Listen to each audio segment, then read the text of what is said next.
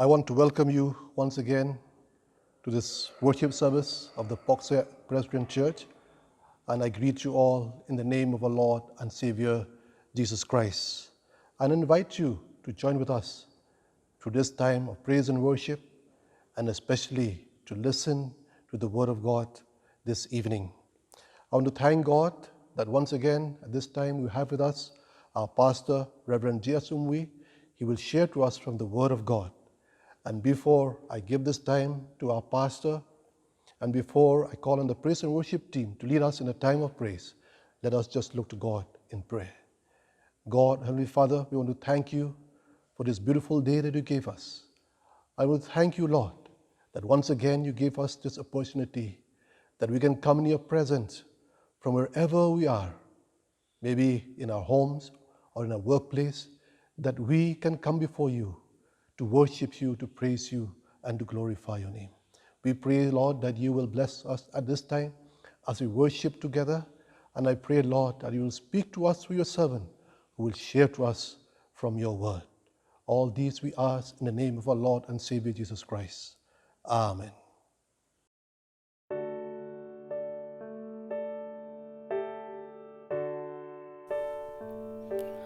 Come thou fount of every blessing, tune my heart to sing thy grace.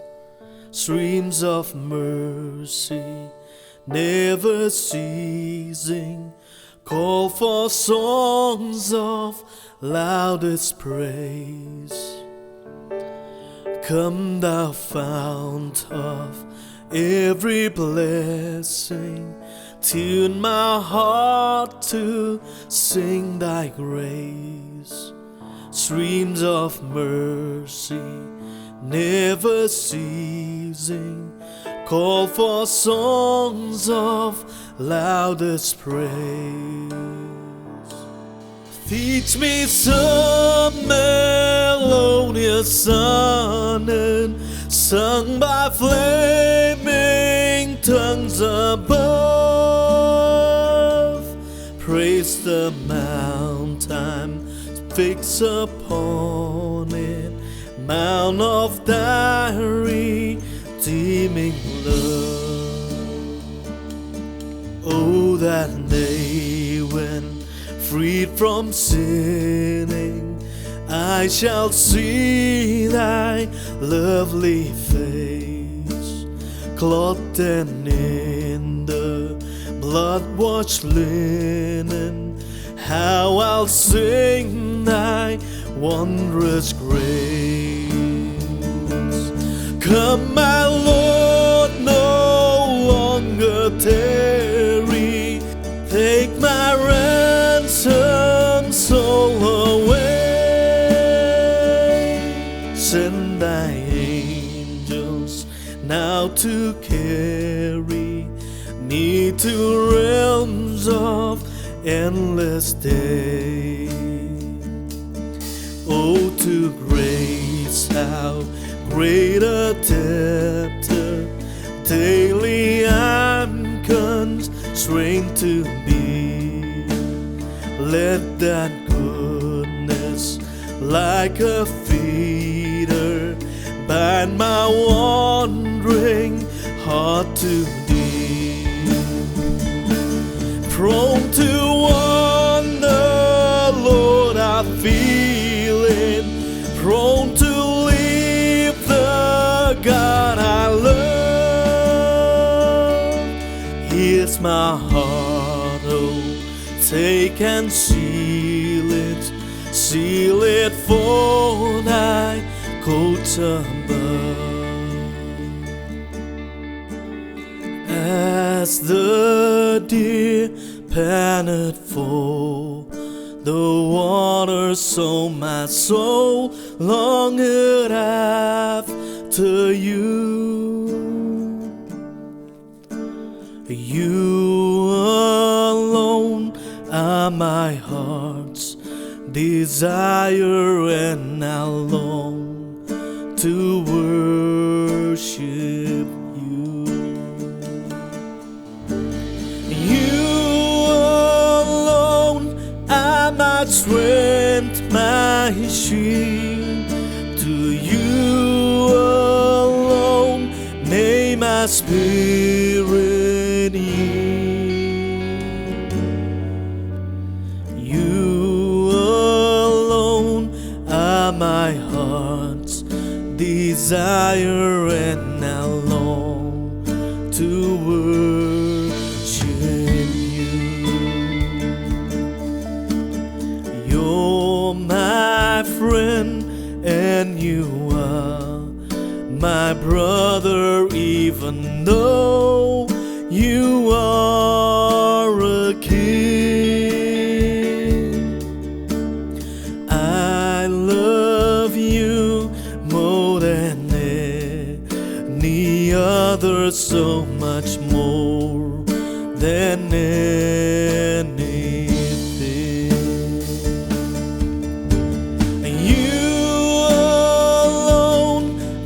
My strength, my shield. To you alone may my spirit yield.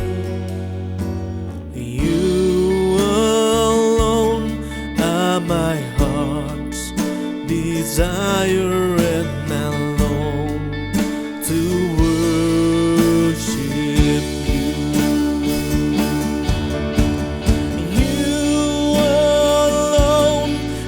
My strength, my shield. To you alone may my spirit yield.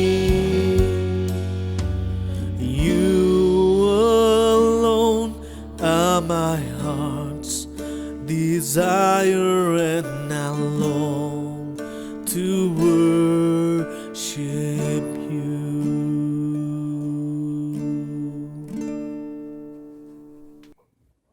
To all of you who are watching this online worship service in your homes or wherever you are because of your work commitments, I bring greetings to you all in the name of our Lord and Savior, Jesus Christ.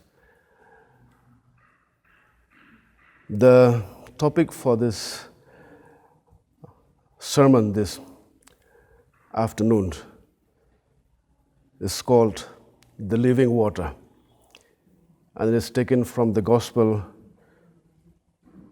according to St. John, chapter 4, verses 3 to 18.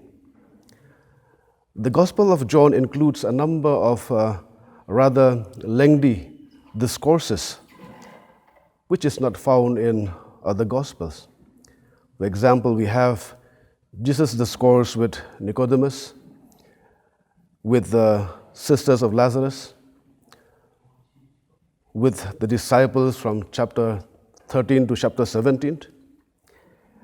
And in this message today, we will look into the discourse Jesus had with a Samaritan woman. And that is the first of a two-series sermon on the discourse.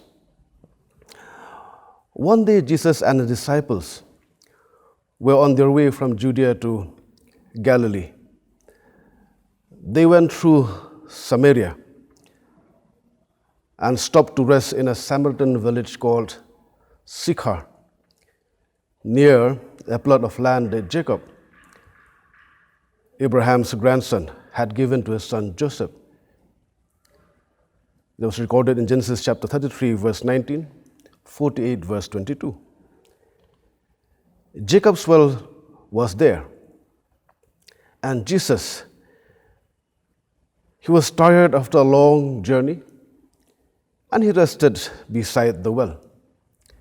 He was alone at this time because his disciples had gone into the village to buy some food. As he was sitting there alone, a Samaritan woman came to draw water from the well. And Jesus said to her, "Please give me a drink." The woman was surprised, for Jews refused to have anything to do with Samaritans. So she said to Jesus, "You are a Jew, and I am a Samaritan woman. Why are you asking me for a drink?" In John 4, verse 9. You see, my friends, Jesus' request to the Samaritan woman for a drink was unusual for two reasons. First, a Jewish man, especially a teacher, never talk alone with a woman if he could help it. Secondly, this woman was a Samaritan. The Jews and the Samaritans, they hated each other. The Jews of Jesus' day considered Samaritans as inferior and something almost subhuman. And his story told us that during the period of the exile, the Jews of Samaria had intermarried with the Gentiles that the Assyrians had resettled there. And because of this, the people were mixed-raced, and the Jews who kept themselves pure throughout the exile had nothing but disdain for the half-breed Samaritans. When traveling from Jerusalem to Galilee, the Jews would cross the Jordan River in order to avoid passing through Samaritan territory. It was said that to eat with a Samaritan was like eating swine's flesh. So when the woman said, "You are a Jew and I am a Samaritan, why are you asking for a drink?" Jesus replied, "If you only knew the gift God has for you and who you are speaking to, you would ask me and I would give you living water." John 4, verse 10. You see, my friends, Jesus did not want to talk about the differences between Jews and Samaritans. Instead, he wanted to tell the woman about the gift of God. That is the gift of new life that he could give her, which he called living water. Some commentaries said that in Jesus' time, any water that flowed was called living water. It was considered the best water to use to purify one's hands and drinking cups. But here Jesus gives the terms living water a much deeper meaning. Living water is new spiritual life, which comes from the Holy Spirit. We read in John 3, chapter 5. It not only flows into a person, but it also flows out of him. Jesus himself said, "If any man is thirsty, let him come to me and drink. He who believes in me, as the scripture said, from his innermost being shall flow rivers of living water." But this he spoke of the Holy Spirit, whom those who believed in him were to receive. We read in John chapter 7, verses 38 and 39. In this conversation, the women did not understand Jesus' spiritual meaning. She thought he was talking about ordinary water. That's why she said, "Can you give us better water than our ancestor Jacob, who made this well?" She asked in John 4, chapter 12. Then Jesus explained to her that the water he could give was different from ordinary water. He said, "Anyone who drinks this water will soon become thirsty again. But those who drink the water I give will never thirst again. It becomes a fresh, bubbling spring within them, giving them eternal life." We read John 4, chapter verses 13 and 14. By this, Jesus didn't mean that once a person believes in him, that person will no longer thirst for spiritual things. Because we must continually thirst. We must continually thirst for righteousness. He said in Matthew chapter 5, verse 6, we must hunger for God's fellowship, for his blessings, for his grace. When we do so, we are immediately filled. We never remain thirsty. As much as we thirst for God's grace, he will fill us, because his living water never turns dry. Still, the woman misunderstood about the kind of water that Jesus was talking about. She said, "Please, sir, give me this water. Then I'll never be thirsty again, and I won't have to come here to draw water." John 4, verse 15. And in the midst of this discourse, Jesus, he changed the subject. Surprisingly, he said, "Go and get your husband." And immediately the woman replied, "I don't have a husband." Then Jesus said, "You are right. You don't have a husband, for you have had 5 husbands, and you aren't even married to the man you are living with now. You certainly spoke the truth." John 4, verses 16 and 17. You see, even though the woman tried to deceive Jesus, her answer, in fact, was in one way true. She was living with a man who was not her legal husband. And according to the Jewish custom, if a woman's first husband was still living, any other man she lived with will not be considered to be a husband. In other words, this Samaritan woman was living in adultery. My friends, I will stop narrating the story here, as we will continue in the part 2 of this series. Let us now ponder upon these revelations. First one, Jesus knows everything about us. You see, my friends, I was amazed by the gentle nature of Jesus dealing with this woman. Jesus knew about the woman's deep spiritual needs. He knew that she was living in sin with a man who was not her legal husband. He knew she needed repentance and forgiveness.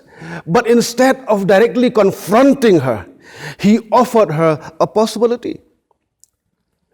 Only when he realized that she could not understand about the spiritual water, he changed the subject and confronted her with her sin. When he said, "Go get your husband," his purpose was to awaken her consciousness of her own sin. And in spite of all her flaws, Jesus offered what counselors would call unconditional positive regard. And he did this so many times during his earthly ministry.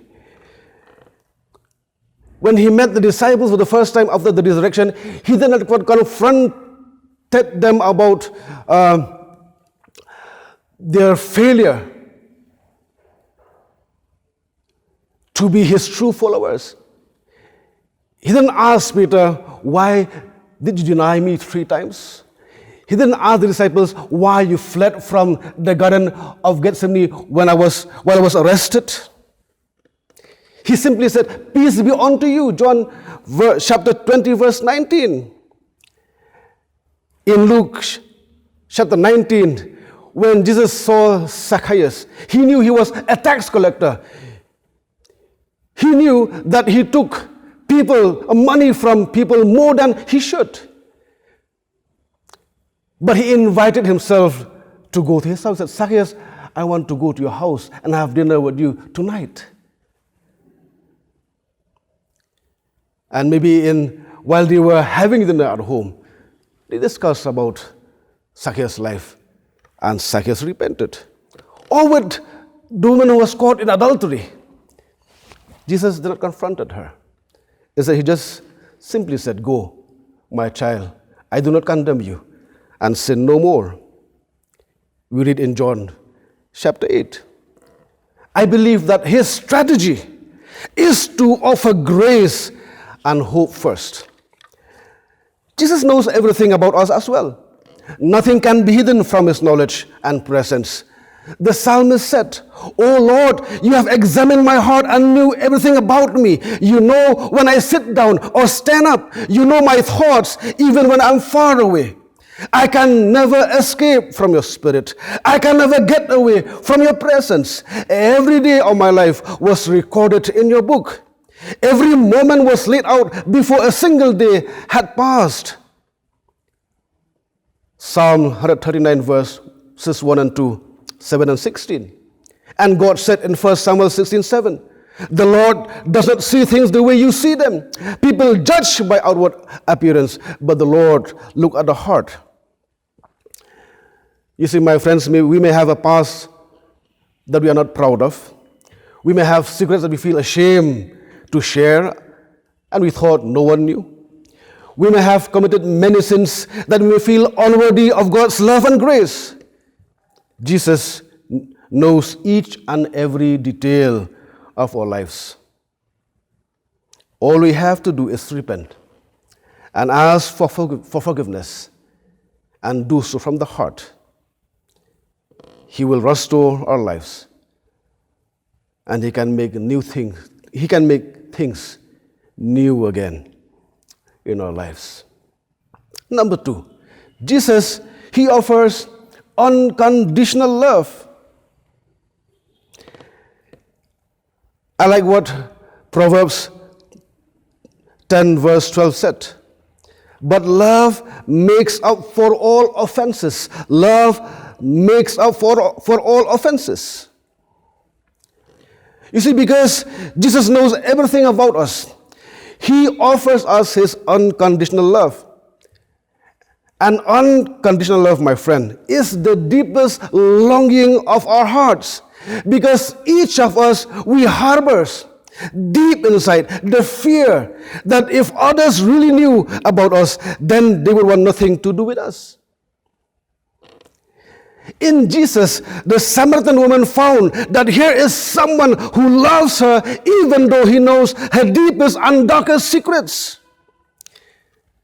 Here were all the secrets of her life, known by a total stranger.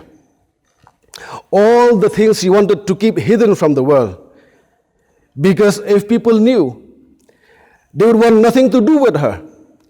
She would be stigmatized, to use the vocabulary that is repeatedly used during this pandemic. In fact, in the text itself, there seems to be evidence that this was exactly the case. It was already the 6th hour, which means about midday, when the Samaritan came to draw water from the well and had conversation with Jesus. Not the time of day that you would expect a woman to be coming to draw water for the day. That was a morning core. But it's likely that this woman came so that she could avoid the other women who knew her secrets and probably made little attempt to hide their feelings about her. But praise God, because Jesus had room for people like her. He was not concerned with what the world said about her status. He was concerned about her as a precious soul, as precious as the souls of the Pharisees who took such pleasure in considering themselves superior. And you know, Jesus, He still has room for the outcast of society, for the outcast of religion even. It doesn't matter if we grew up in the church, going home, or if we grew up in a home of an alcoholic, or both. It doesn't matter who we are, how wretched we may think we are. Jesus offers us His unconditional love. In 1 Corinthians chapter 13, verses 4 and 5, it says, love is patient and kind. Love is not jealous or boastful or proud or rude. It does not demand its own way. It is not irritable. And it keeps no record of being wronged. That is what God's love is, my friend. Unconditional love. And thirdly and lastly, Jesus offers a promise. The Bible is so full of promises that it is not really possible to count them. But the one promise that is the theme on which all promises rest is again love. Unconditional, unfailing, incomprehensible love. Because there is love, there is salvation and eternal life. Jesus said in John 3:16, For God so loved the world that he gave his only begotten Son, that everyone who believes in him will not perish, but will have everlasting life. To a woman with a past, Jesus offers a promise of a never-ending future. Jesus has not reserved this promise for the select few who are good enough. He himself said, the healthy don't have need of a doctor, but the sick. He also said that he had come to seek and save the lost. And he doesn't ask us to clean up our life before we come to him, because we're not able to do that on our own. Without him, you can do nothing. He wants us to come to him as we are, so that he can change us from the inside out. And today, he is offering us his grace and hope of a new life. He is offering us living water, that if we drink, we will not thirst again. Let me remind you again. Jesus said, anyone who drinks the water I give will never thirst again. And it becomes a fresh, bubbling spring within them, giving them eternal life. My friends, I would like to share a story about John Newton. You may have heard, but anyway, I want to tell it again. John Newton, he was born in London, England, on July 24th, 1725, the son of a merchant ship commander. And from his young age, after his father died, he was a seaman assigned to work for the captain of a ship carrying slaves from Africa to the New World, that is America. Despite the cruel and despicable conditions John witnessed on a slave ship, he ultimately became the captain of his own slave ship later in his life. As a captain of a slave trading ship, John Newton's ship would anchor off the African coast. There, African tribal chiefs would bring to the ship men and women of rival tribes that had been captured or taken prisoner. The captives would be loaded in a ship cargo hold, where they were kept below decks, chained together to prevent suicides. To save space, the slaves were laid side by side, row after row, until as many as 600 men, women, and children were packed in the cargo hold of the ship. After the human cargo was aboard, the ship set sail for what would eventually become America. 2 out of every 10 slaves aboard the ship died as a result of the harsh treatment. And when a slave became ill during the voyage, he was tossed overboard to prevent the spreading of any infection. And Captain Newton, he showed no compassion or remorse for the misery and suffering of those he was carrying in bondage. The story told that in his early years, John Newton received some Christian instruction from his mother, who died when he was young. After her death, John appeared to set aside any religious morals or values he may have been taught. But on a homeward leg of a voyage from the Americas to England, loaded with sugar and molasses. Molasses is a dark brown juice obtained from sugar after it was refined, used in bakery or to pour over food. These he got in exchange of the slaves. On this journey, his ship encountered a violent storm. Waves crashed over the deck as the wooden sailing ship was tossed back and forth like a child's toy on the turbulent ocean waters. And as recorded later in his personal journal, John Newton noted that all seemed lost, and it appeared the small ship would surely sink. Then in the midst of fear and uncertainty, John Newton called out to God, "Lord, have mercy on us. Lord, have mercy on us." And as the ship floundered in the storm, John Newton gave his life to Christ. He soon realized that his new life in Christ was incompatible with his chosen profession. And so he gave it up to enter church ministry as a pastor. His journal entry from the day after that storm had changed his life, became the inspiration for the best known of his songs, Amazing Grace. Grace means that God offers us a gift we don't deserve, the promise of eternal life, purchased by the blood of Christ, which paid the price for our sins.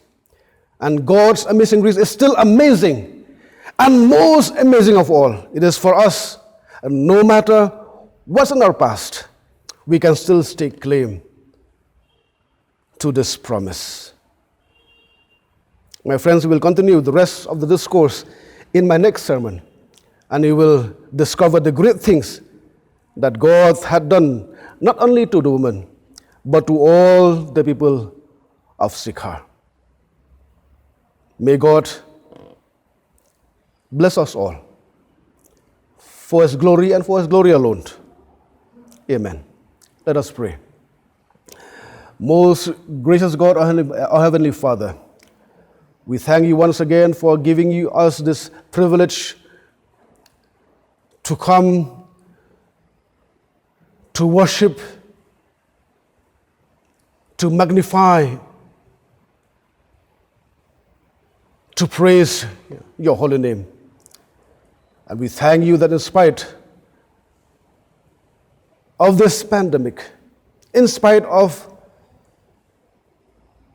the chaos, in spite of the hardships that we face, your providence, your love and your grace has sustained us thus far. And we thank you that you have spoken again to us this evening from your holy word. You offered us your living water, that if we come and drink from this water, we will never thirst again. Lord, you can see us. You know everything about us. But in spite of this knowledge, you still have unconditional love for us. And you still offer us a promise of abundant life, promise of your constant presence, promise of salvation and eternal life. And you said that we can stake claim to this promise today. If we would humble ourselves before you, repent and ask forgiveness from our hearts, you will make things new again. So help us, Lord, because without you, we can do nothing. For we ask all these things in the name of our Lord and Savior, Jesus Christ. Amen. And may the grace of our Lord and Savior, Jesus Christ, the love of God the Father, and the sweet communion of the Holy Spirit rest and abide with us all who watch this online worship program this evening. And may the triune God abide with all those who call upon your name, wherever they are, in our land, in our country, and all over the world, from now and on to eternity. Amen.